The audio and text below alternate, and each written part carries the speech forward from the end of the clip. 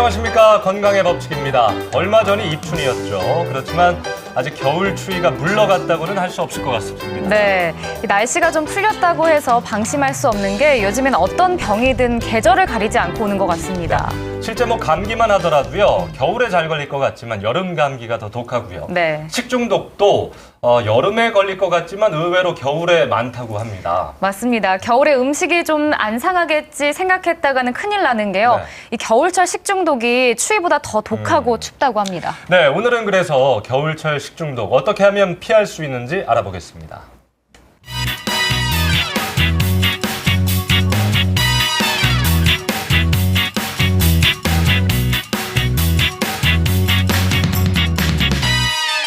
주로 식중독하면 음식물이 상하기 쉬운 여름철에만 걸리는 것으로 생각하기 쉬운데요. 하지만 매년 겨울철이면 다중이용시설인 집단급식소와 음식점을 통해 식중독이 심심치 않게 발생하고 있죠.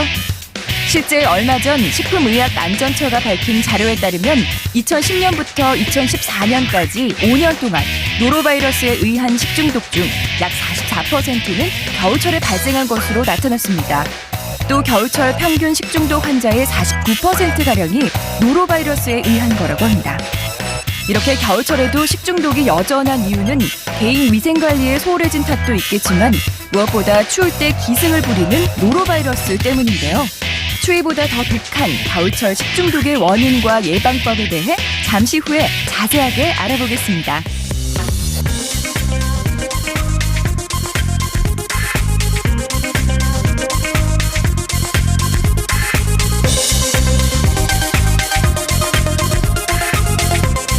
네.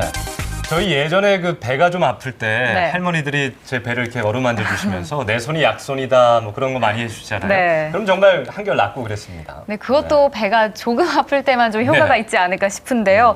이 겨울철 식중독은 좀 다릅니다. 한번 걸리면 정말 아파요. 네, 그러니까 식중독은 일단 피하는 게 상책인 것 같은데요. 전문가 두 분 모시고 어떻게 하면 피할 수 있는지 알아보겠습니다. 내과 전문의 윤철 선생님 그리고 건강의 법칙 주치 김문찬 교수님 모셨습니다. 어서 오십시오. 안녕하세요. 앞서 화면에서도 나왔는데요, 교수님. 이 겨울철이라고 해서 정말 식중독을 안심할 수 없을 것 같습니다. 예. 글쎄 말입니다. 겨울철 식중독이 가파르게 증가하고 있습니다. 재작년 한 해는 무려 88%가 증가가 됐다 그럽니다. 저온에서도 성장하고 증식이 가능한 바이러스나 식중독의 원인균들이 속속 등장하고 있습니다. 그렇다 보니 겨울철에도 개인 위생의 중요성이 어느 때보다 강조되고 있습니다. 네, 정말 전국적으로 식중독 비상이 걸린 것 같아요. 네. 자, 좀 더 자세히 알아보겠습니다. 우리가 흔히 식중독하면 음식 때문에 탈이 난다, 그렇게 생각하고 있는데 어떻습니까? 실제 음식 때문입니까? 네, 이제 먼저 식중독의 이제 정의부터 말씀을 드리겠습니다. 식중독이라는 것은 이제 음식에 포함된 이제 미생물이라든지 미생물에서 만들어진 독소에 의해서 유발되는 신체 변화, 즉 일련의 증후군을 말하는데요. 크게 이제 원인을 살펴보면 네 가지 정도로 이제 구분을 할 수 있습니다. 첫 번째로 세균이라든지 세균에서 만들어진 독소에서 유발되는 세균성 식중독, 두 번째로 바이러스에서 유발되는 바이러스성 식중독, 그리고 세 번째로 이제 자연에 존재하는 동물성 독이라든지 식물성 독에 의해서 유발되는 자연독 식중독, 그리고 네 번째로 화학물질에서 유발되는 화학성 식중독으로 나눌 수 있습니다. 특히 이제 이 중에서 이제 세균성 식중독은 이제 주로 이제 고온다습한 여름철에 이제 기승을 부리는 것으로 되어 있고요. 네. 바이러스성 식중독은 이제 차고 건조한 겨울철에 기승을 부리는 것으로 되어 있습니다. 저도 지금 감기 때문에 굉장히 고생을 하고 있는데 네. 감기도 바이러스 때문이잖아요. 식중독도 바이러스 때문인지는 정말 몰랐네요. 네, 맞습니다. 근데 방금 이제 여름에는 세균성 식중독이고 겨울에는 바이러스성 식중독에 걸린다 말씀해 주셨는데 네. 이 두 개에 좀 큰 차이점이 있나요? 큰 맥락에서는 이제 큰 차이는 없습니다. 일반적인 식중독의 증상은 이제 구토, 발열, 복통, 설사를 볼 수가 있는데요. 이제 세균성 식중독의 경우에 있어서 이제 세균이 직접 장점막을 침범하는 이제 세균성 식중독이 있는데 이 경우에는 이제 발열이라든지 복통이 특히 심하고 그리고 혈성 증사가 동반되는 경우가 있습니다. 예전에 말하던 이제 세균성 이질이라고 네. 표현한 게 이제 이 범위에 포함이 되고요. 바이러스성 식중독 같은 경우에는 바이러스 특성상 아주 소량에 의해서도 감염이 될 수도 있고 그리고 사람 간의 접촉에 의해서 이제 전염이 되기 때문에 집단적으로 발생하는 경우가 많습니다. 전염이 된다고요? 그럼 이게 전염이 어떻게 감기처럼 빠릅니까? 어떻습니까, 교수님? 빠르죠. 이제 사실 바이러스는 세균하고 조금 다른 게 있어요. 세균은 하나의 생명체잖아요. 예. 바이러스는 이 생물체와 무생물체 한 중간 정도 됩니다. 세포 안에 침투해서 들어가면은 이제 숙주세포를 이용해서 자기가 마구마구 증식을 하죠. 마구마구 증식해서 사람 몸 밖으로 나와서 또 전염을 전파시키고 합니다. 예. 그러나 이게 세포 밖에 있을 때는 하나의 무생물체, 하나의 결정체로 존재합니다. 세포 핵이 없고 자기가 대사 능력이 없기 때문에 어떻게 보면 무생물체라고 할 수 있고, 이게 숙주세포는 세포 안에 침투됐을 때는 그 세포의 효소를 이용해서 마구마구 증식하고 자기 유전 정보를 증식시켜서 나쁜 이런 것들을 마구마구 증식시켜서 또 전파를 시키니까 어떻게 보면 또 생명체라고도 할 수 있고, 근데 세균하고는 엄연히 다른 것이죠. 네. 기본적으로 음식을 뭐 어느 정도 익혀서 먹는 게 가장 안전하다고 볼 수 있을까요? 예, 음식을 익혀서 먹는 방법은 이제 효과적으로 식중독을 예방할 수 있는 방법 중에 하나로 되어 있습니다.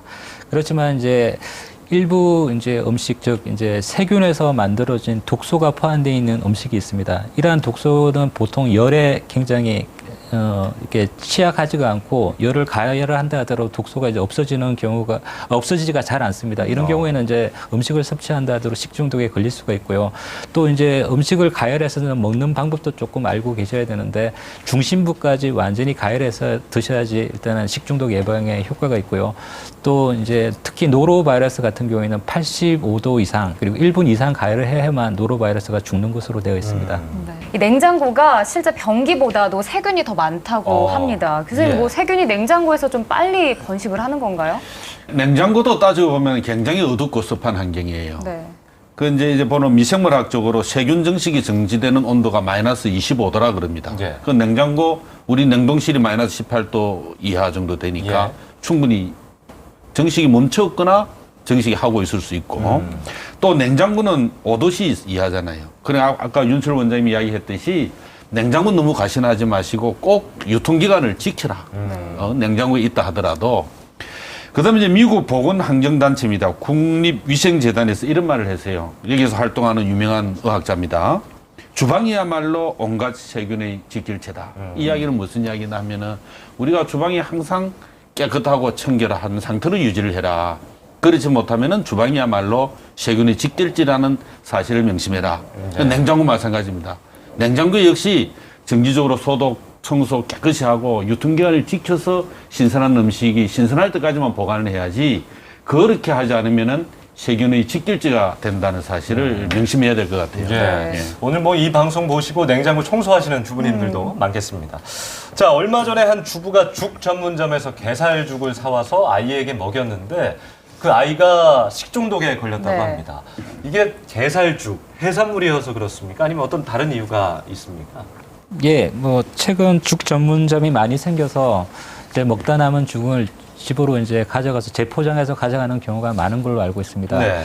일반적으로 말씀을 드리면 이제 해산물이 들어가 있는 죽은 조금 변질 시간이 조금 빨리 온다고 되어 있습니다.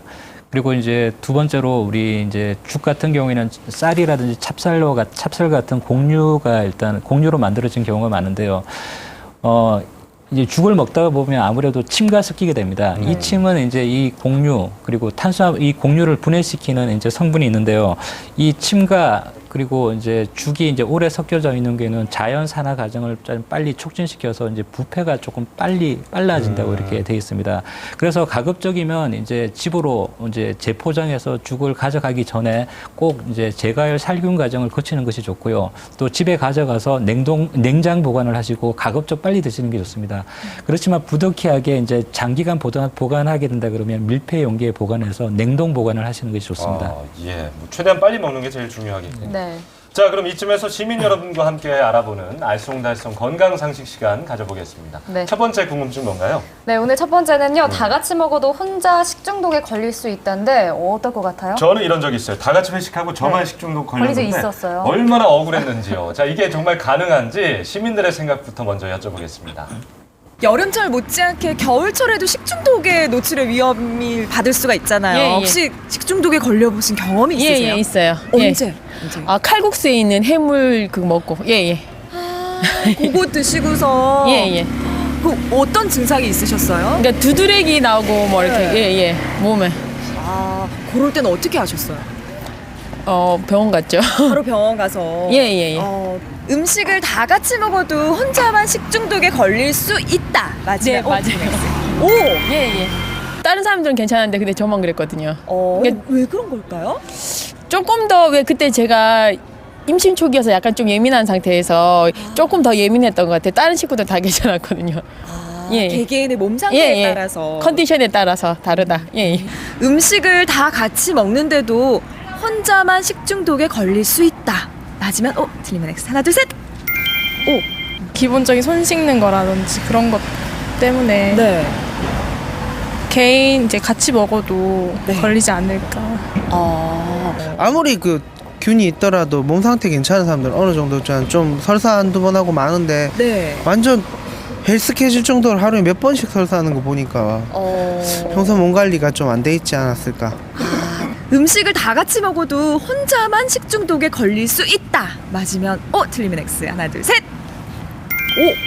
몸 상태 좋은 사람들은 어느 정도 균이 들어와도 네. 좀 신체에서 그걸 저항할 수가 있는데 그게 안 되면 좀 보면 한 10명이 있는데 9명은 건강하고 1명이 좀 나쁘면 네. 별거 아닌 거 먹었는 거에도 그 사람은 식중독 걸릴 수 있죠. 음식 먹으면서도 한 번씩 걸리기도 했었어. 그럴 네. 때는 몸에서 어떤 증상이 일어나던가요? 일단 배가 많이 아프고 그다음에 설사하고 네. 좀 구역질 나기도 하고 어지럽기도 하고 뭐 이렇게. 다 같이 음식을 먹어도 네. 혼자 식중독에 걸릴 수 있다. 맞으면 O, 틀리면 X. 하나, 둘, 셋. 면역력이 좀 떨어질 수도 있고 개인적으로 다 같이 뭐 10명이서 뭐 여럿이서 음식을 먹었을 때 혼자만 식중독이 면역력이 떨어졌을 때 그럴 경우가 개인 차가 좀 있을 거라고 생각을 하는데 네. 라면 먹고요. 네. 그 액상 스프 있는 라면 네네. 그거 먹고 한번 혼인한 적이 있어요. 어떻든가요? 증상이나 뭐 구토하고요. 네. 네, 막 결국은 병원에 입원을 했었던 기억이 있어요. 입원까지요. 네. 병원에서는 뭐 어떻게 하라고 처방을 그냥 내려주는 건가요? 뭐 링거 맞고 그냥 굶는 거죠. 네. 음식을 하라고. 네. 여럿이서 음식을 먹어도 혼자만 식중독에 걸릴 수 있다. 맞으면 O, 틀리면 X. 하나, 둘, 셋. 오. 각자의 어떤 그 컨디션이나 네. 또 이제 약한 부분들 뭐 체질에 따라서도 다를 수 있다고 생각합니다. 정말 음식 때문에 고생하시는 분들이 정말 네. 많네요. 자, 선생님께 여쭤보겠습니다. 다 같이 먹어도 나 혼자 식중독에 걸릴 수 있으면 O 아니면 X. 정답은 뭔가요? 예, 옵니다. O예요. 다 예. 맞추셨어요? 네. 예, 보통 뭐 진료실에서도 많이 이제 하시는 질문 중에 하나입니다. 지금 방금 방송에 나오신 분들을 다 이렇게 대부분 다 오로 이제 말씀을 하셨는데요. 이제 식중독이 일어나는 원인에 대해서 간략하게 말씀을 드리겠습니다. 크게 두 가지로 보시면 됩니다. 공격적인 인자와 방어적인 인자로 구성이 됩니다. 네. 먼저 공격적인 인자라면 이제 미생물의 양이라든지 독소의 양입니다. 그래서 이제 뭐 같은 음식을 먹었다 하더라도 조금 많이 드신 분들이 식중독에 걸릴 확률이 더 많아지겠죠. 그리고 두 번째로 이제 방어적인 인자를 설명을 들 수가 있는데요. 방어적인 인자는 이제 독소라든지 미생물에 대한 인체의 면역력이라든지 저항력을 나타냅니다. 결국 이제 같은 음식을 먹었다 하더라도 그 독소라든지 미생물의 저항력이 크다 그러면 일단은 그 식중독에 걸리지 않게 되는 거죠. 예. 제가 많이 먹었거나 면역력이 약해서 네. 이런 경우가 잘 걸리시나 발생하는군요. 자, 다음 궁금증으로 한번 넘어가 보겠습니다. 네, 이번에는요. 설사가 심하면 금식이 좋다입니다. 예, 그러게요. 식중독으로 장염이 심해지면 뭐 굶는 게 최고다 이렇게 말씀하시는 분들도 있는데 자, 시민들의 생각부터 들어보죠. 설사가 심하면 금식을 하는 것이 좋다. 맞으면 O, 틀리면 예. O. 예, 아무래도 이렇게 설사했을 때는 오히려 이제 좀 몸 상태가 안 좋다고 생각하니까 네. 그걸 하는데 완전 금식이라기보다는 보리차나 이런 거를 좀 먹으면서 완전 이렇게 음식을 아예 전혀 안 먹는 게 아니고 이렇게 물 종류를 좀 먹다가 좀 회복이 되면 뭐 약간 미음이라든지 먹는 그런 그런 게 좋은 것 같아요. 설사가 심하면 금식을 하는 것이 좋다. 맞으면 O, 틀리면 X. 하나, 둘, 셋. X. 그래도 금식보단 죽이나 이렇게 먹는 게 더 좋지 않을까. 맞으면 O, 틀리면 X. 하나, X. 셋. X. 설사가 아무리 심하더라도 네. 오히려 그 몸이 안 좋아가지고 그 설사가 된 건데 네. 그러면 그거에 맞게끔 뭐 죽이라든지 먹어서 몸을 빨리 회복시켜야지 설사 났다고 무조건 굶으면 오히려 몸이 더 안 좋아져가지고 네 영양 부족 뭐 영양 상태 나빠져서 오히려 병원에 실려갈 수도 있어서 설사한다고 안 먹은 건 아니죠. 하나, 둘, 셋. 그 소화가 자체가 안 되는 거니까 네. 저도 얼마 전에도 배탈이 좀 심하게 난 적이 있었는데 그럴 때도 병원 갔을 때도 좀 되도록이면 이제 금식을 하고 일단은 좀 더 상황 지켜보고 이렇게 병원에서도 말을 했었거든요. 그래서 일단 한두 끼라도 좀 안 먹는 게 좋다고 생각을 합니다. 설사가 심하면 금식을 하는 것이 좋다. 맞으면 O, 틀리면 X. 하나, 둘, 셋. 오. 계속 음식을 섭취하게 되면 또 계속된 설사를 인해서 너무 힘들고 사람이 지치게 되니까 예, 아예 금식을 하는 것이 더 낫다고 생각을 해요. 네, 우리 시민분들의 의견은 조금 나뉘었습니다. 네. 이 설사가 심하면 금식이 좋다. 선생님께 여쭤보겠습니다. O인가요, X인가요? 예, X입니다. 네. 왜 네. 잠깐 머뭇거리시죠? 뭐 금식을 하는 경우도 있긴 있습니다. 예. 그렇지만 이제 식중독에 걸리게 되면 아무래도 구토, 설사 이런 게 동반이 돼서 실제로 음식을 드시고 싶어도 못 먹는 경우가 실제로 많습니다. 네. 네, 근데 이렇게 되게 되면 이제 이 상태에서 이제 금식을 하게 되면 안 그래도 설사, 구토 때문에 뭐 이제 들어온 양이 없는데 이제 금식을 하게 되면 이제 탈수에 이제 빠져가지고 이제 급성 심부전이라든지 심각한 합병증을 초래할 수 있습니다. 그리고 그래서 이제 금식은 조심스럽게 하셔야 되는데 금식보다는 차라리 이제 보리차라든지 이온 음료 이런 생수 등 이제 전해질 음료를 충분히 드셔서 이제 수분이라든지 전해질을 보충하시는 게 가장 좋고, 그다음에 드실 수 있다 그러면 죽이나 미음을 이제 소량씩 섭취하시는 것이 이제 소장 점막의 회복에도 도움이 된다고 알려져 있습니다. 예. 그 저희가 설사 심할 때 보통 지사제 많이 먹거든요. 교수님, 지사제는 먹으면 괜찮습니까? 어떻습니까? 그렇죠. 이렇습니다. 이제 일반인들 또 식중독 진단은 누구나 다 쉽게 하는 것 같아요. 아, 이거 식중독이라는 거 압니다. 근데 이 식중독에 물론 이제 설사가 동반되죠. 복통, 뭐 심하면 구토까지 또 10가지 동반될 수 있는데 이것을 병원 가서 정확한 원인 진단을 해야 될 것인가 안 해야 될 것인가 이거 굉장히 중요합니다. 대개는 이제 바이러스성 있는 식중독이라든가 또 포도상주균에 의한 그 독소에 의한 또 중독이 있어요. 이런 경우도 대개는 2, 3일이면 저절로 좋아지는데 어떤 특징이 있냐 하면은 열이 동반되느냐 안 되느냐. 열이 동반되거나 된다 이러면 반드시 병원 가셔야 돼요. 아하. 대개는 심각한 식중독이실 가능성이 높습니다. 예. 법정 전염병 대부분 여기에 포함되어 있어요. 그럼 반드시 원인균을 동정을 해내야 되는 겁니다. 식중독은 이렇습니다. 대개는 이제 우리 오늘 주제인 어떤 독성 물질이 원인이 되거나 세균이나 바이러스 원인이 될 때는 그 독성 물질이 좀 빠져나가게 내버려 둬야 돼요. 네. 단 만성적으로 우리가 과민성 대장 증상이 설사 형태로 보는 경우도 있고 또 장 운동이 잘못되어 있거나 또 어떤 약이 원인이 돼서 설사가 만성적으로 나온다 이럴 때는 지사제를 드셔주는 게 좋아요. 이 이외에는 함부로 대중요법, 민간요법이라 이래서 병원 가지 않고 그런 요법을 쓰는 거는 자칫 큰 화를 불러올 수 있습니다. 네. 그러니까 뭐랄까요, 설사에 어떤 순기능도 있다, 뭐 그런 말씀을 하시는 그렇죠. 거예요. 예, 네. 알겠습니다. 해봤습니다. 다 같이 먹어도 나 혼자 식중독이 걸릴 수도 있으니까 평소에 컨디션 관리 잘 하시고요. 또 설사가 심해도 죽이나 이런 수분 섭취, 물을 자주 드시는 게 좋다고 합니다.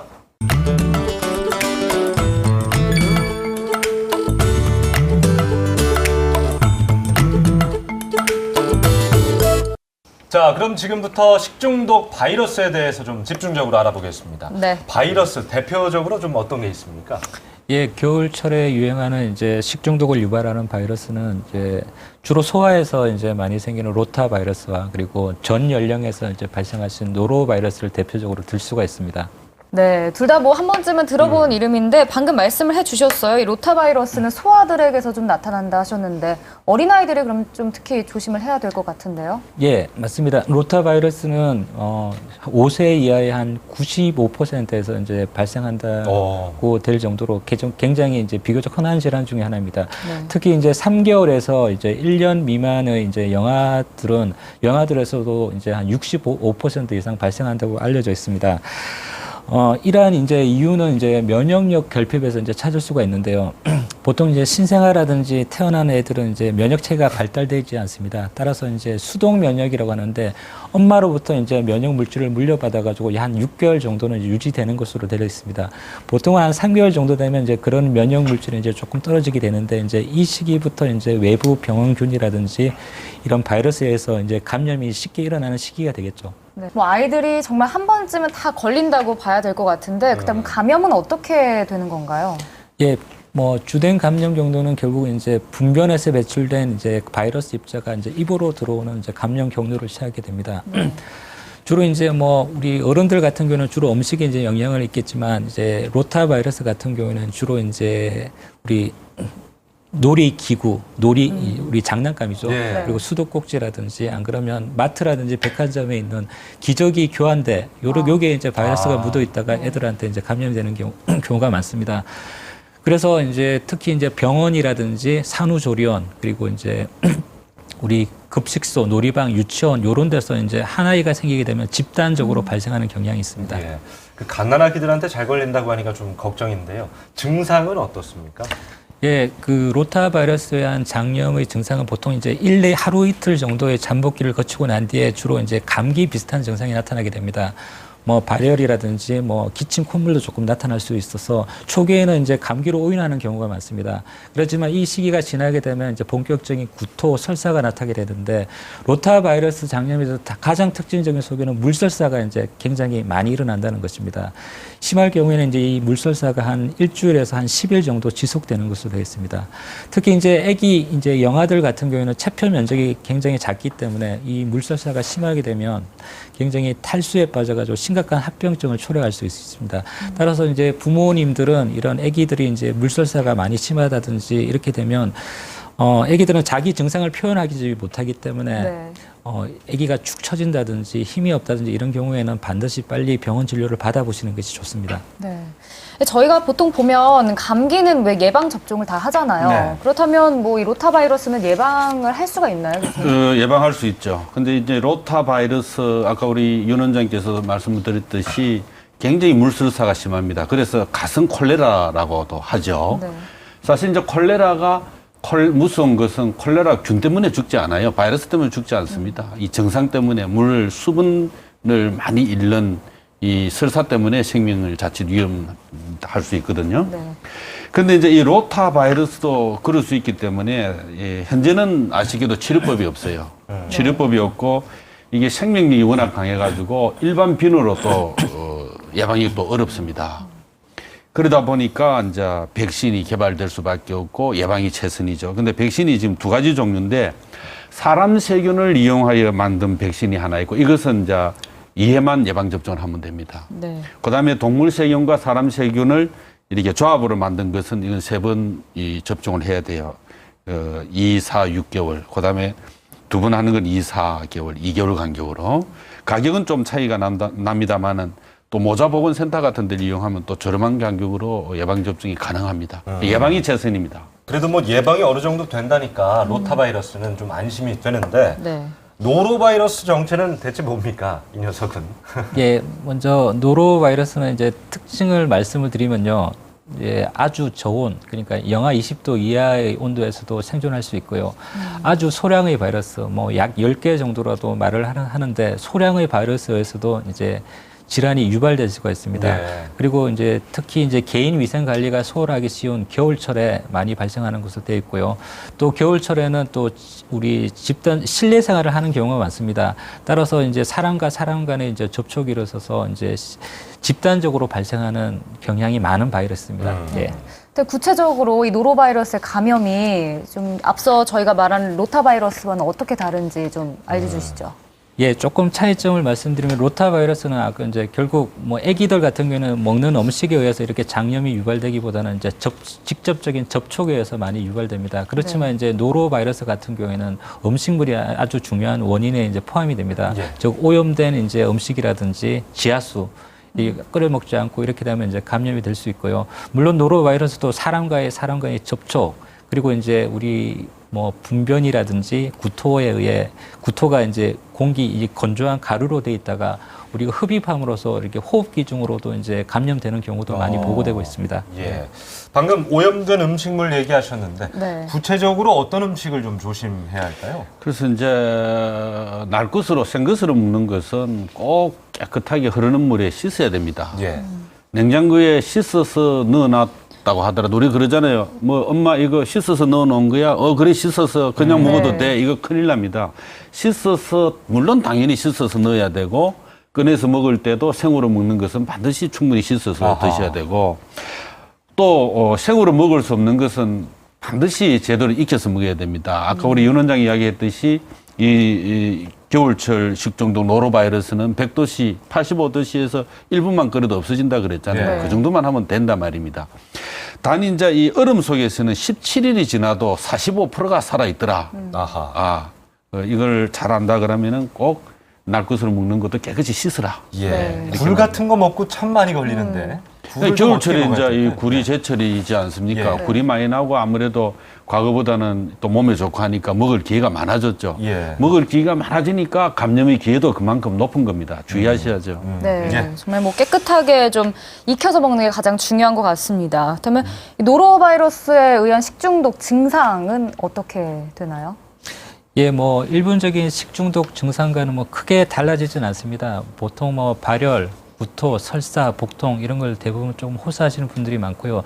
이제 특징적으로 다른 식중독과 조금 감별되는 증상은 이제 다른 식중독보다는 오심, 구토 그리고 이제 두통이 조금 심하다는 특징이 있습니다. 네. 예. 네, 저희가 실제로 식중독 환자를 한 분 만나고 왔습니다. 네. 어떤 증상이 있었고 또 어떻게 해결하셨는지 한번 직접 들어보시죠.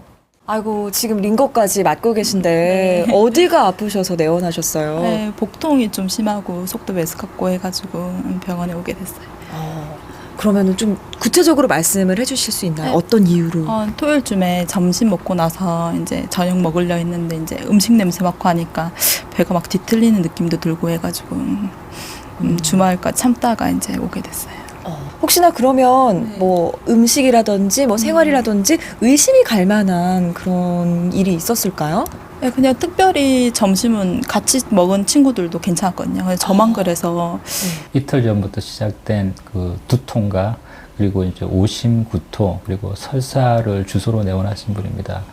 일단 진찰 소견상에서 일단은 심한 복통을 조금 호소하셨고 그리고 이제 특징적으로 설사보다는 조금 구토가 좀 심한 양상이어서 현재 또 노로바이러스에 의한 장염이 많이 유행하고 있는 상황이기 때문에 노로바이러스로 이제 지금 준해가지고 치료를 하고 계신 분입니다.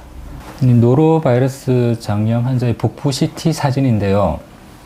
일단 뭐 무조건 노로바이러스 장염이 걸렸다고 이제 CT를 찍지는 않지만 이분은 증상이 복통이 아주 심하게 오셨기 때문에 혹시 다른 질환과 감별을 위해서 이제 CT를 찍으신 분이고 CT 결과상 이렇게 이제 우측 장 쪽으로 이제 장벽이 많이 비우되어 있는 소견이 보입니다. 그래서 이제 뭐 전형적인 뭐 장염에 의한 일단은 복통으로 일단 이렇게 생각하고 치료하고 계신 분입니다. 지금 더 아프지 않으시려면 퇴원 후에도 몸 관리가 참 중요할 것 같은데 많이 조심스러우시겠어요, 그렇죠? 네, 먹는 것도 좀 조심해야 될 것 같고 이제는 뭐 식사하면 배가 아프니까 당분간은 선생님 말씀대로 죽 위주로 먹어야 될 것 같아요. 네, 환자분 얘기를 잠시 듣고 왔는데요. 네. 선생님 이 밖에 좀 추가로 더 주의해야 할 점들이 있을까요? 예, 뭐 일단 뭐 노로바이러스에 의한 장염이 걸리게 되면 보통은 48시간 이내에는 저절로 회복되는 경우가 대부분입니다. 네. 방금 환자분처럼 이렇게 병원에 오시는 분들은 이제 복통이 아주 심하다든지 뭐 설사가 너무 심해서 기력이 많이 없다든지 이런 분들은 이제 병원에 오시는데요. 이런 경우에는 우리가 이제 필요적인 목적으로 뭐 수액이라든지 전해질 공급을 목적으로 이제 링거 수액을 좀 달아드리고 하고 대부분은 보통 48시간 이내에 호전되기 때문에 뭐 크게 걱정하실 필요는 없습니다. 예. 그럼 뭐 아까 로타바이러스처럼 미리 백신을 좀 맞고 예방을 하면 좀 낫지 않을까요, 교수님?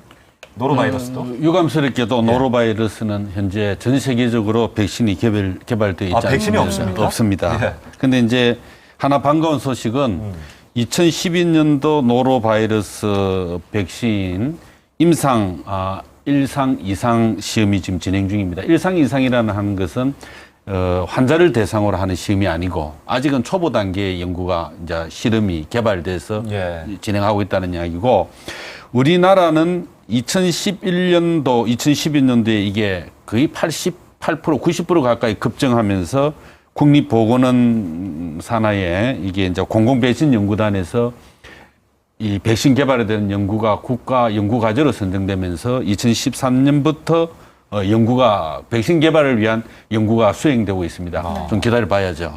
좀 빨리 좀 나왔으면 좋겠습니다. 자, 오늘은 겨울철 식중독에 대해서 알아보고 있는데 장염이 이제 다 사라지고 난 후에 평소처럼 잘 먹어도 되는지 아니면 조금 며칠은 조심해야 하는지 그게 참 궁금해요.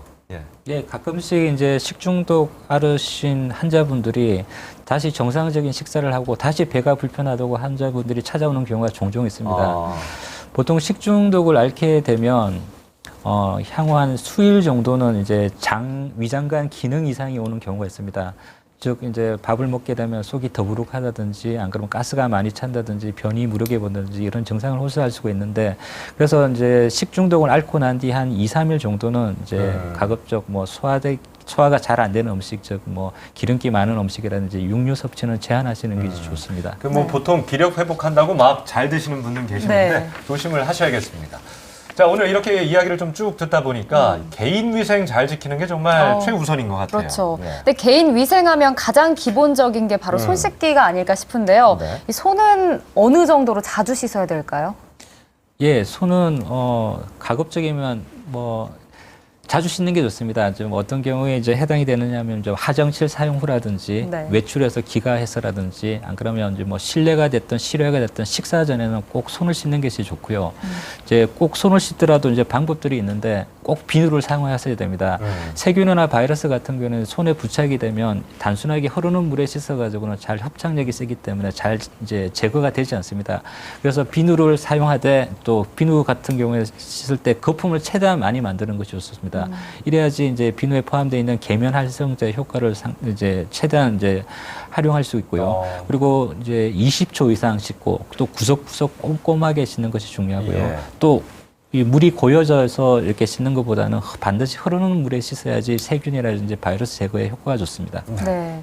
그럼 뭐 손을 좀 자주 씻는 것 외에도 위생에 신경을 써야 될 부분이 많은 것 같습니다. 맞죠. 그러니까 특히 이제 애들한테 많이 오지 않아요. 그러니까 이제 특히 애 키우는 어머니들 애들 장난감 자주 매일 이렇게 소독하는 것도 아무리 강조를 해도 지나침이 없습니다.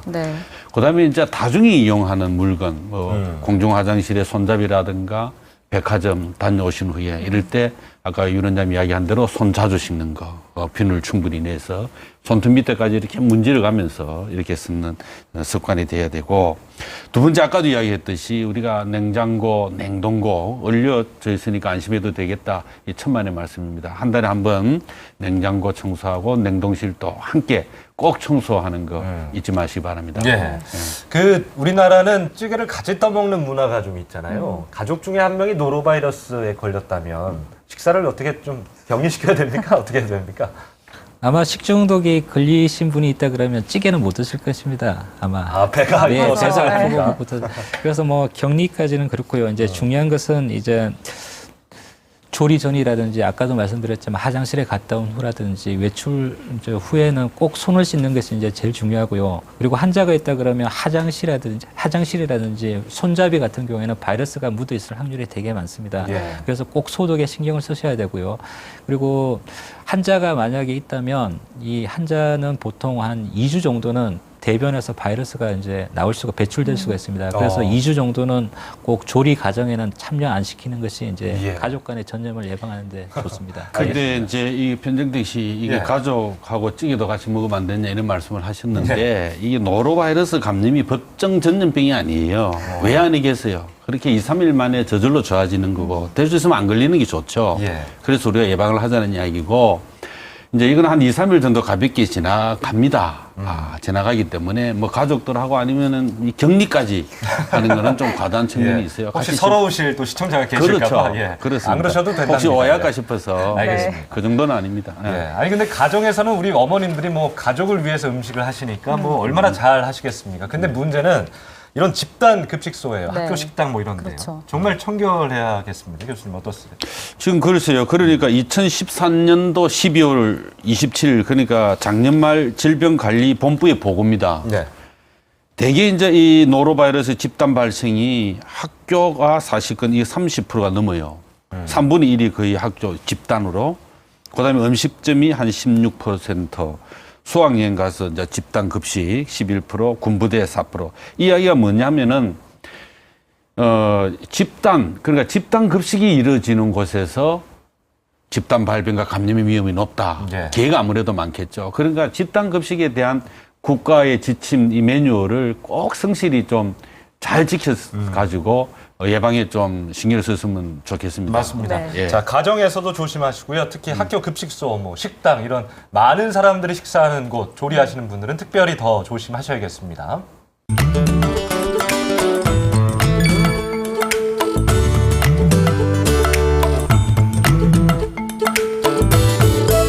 자, 마지막으로 겨울철 식중독을 예방하기 위해서 꼭 하나만 꼽으라면 어떤 걸 꼽으시겠습니까? 예, 가장 중요한 것은 이제 개인 위생 관리, 즉 손 씻기입니다. 손 씻기만 잘한다 하더라도 식중독의 70%를 예방할 수 있다고 되어 있습니다. 즉 작은 실천이 건강한 생활의 밑거름이다라고 말씀을 드리고 싶습니다. 네.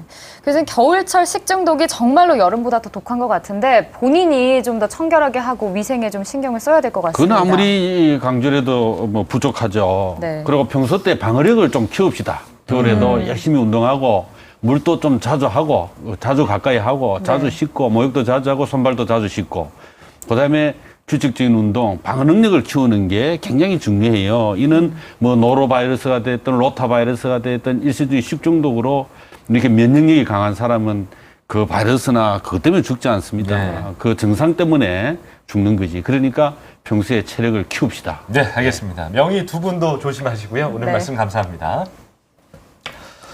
자, 앞서 냉장고를 너무 믿어서는 안 된다라는 말씀 드렸는데요.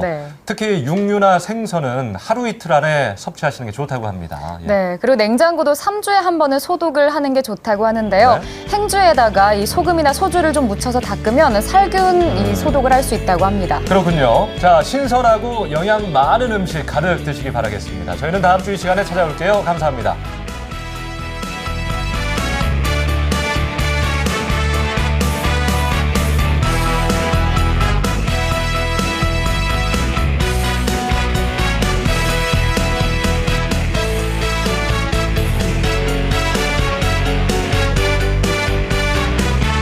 이 프로그램에 참여하신 분들께는 삼양제넥스에서 올리고당 세트를, 날마다 챙기는 건강의 힘 호호 날마다 견과에서 차와 견과류 세트를 드립니다.